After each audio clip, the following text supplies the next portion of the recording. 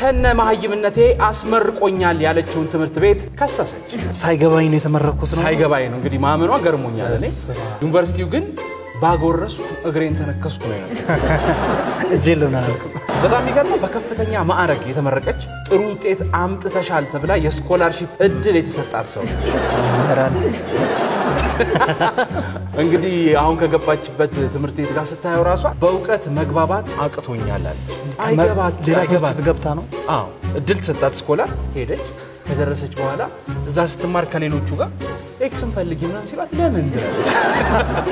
ግድ ነው ተፋታውት አይደል እና ተማሪዋ በጣም ይገርመው አሁን ላይ ያላት ዕውቀት አንደኛ ክፍል ካለ ተማሪ ጋር ተመሳሳይ ነው የተባለ ሲሆን እርሳስ መያዝና የተወሰኑ ቃላትን ብቻ ማንበብ ትችላለችም ተብሏል ሃይ ስኩል ነው አልተባለም ሃይ ስኩል ነው ጨረሰችው ግን ገና ሃበይ ነች ባባይ በፎር በግ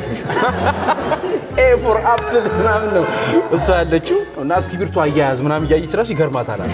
ምናልባት ስራስ በያዘ ቢሆን የማርግ የተመረቀች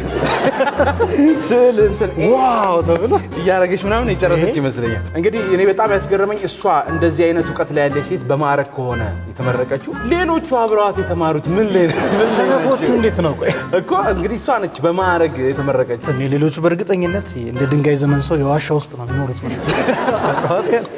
እና የትምህርት ቤቱን አመራሮች ግን በግዴለሽነት እኔ ላይ ላደረጉት ጥፋት መክሰሴ አይቀርም ለሌሎች መማሪያ ይሆናል ብላለች ግን አብረውሽ የተማሩት ይሄን ያህል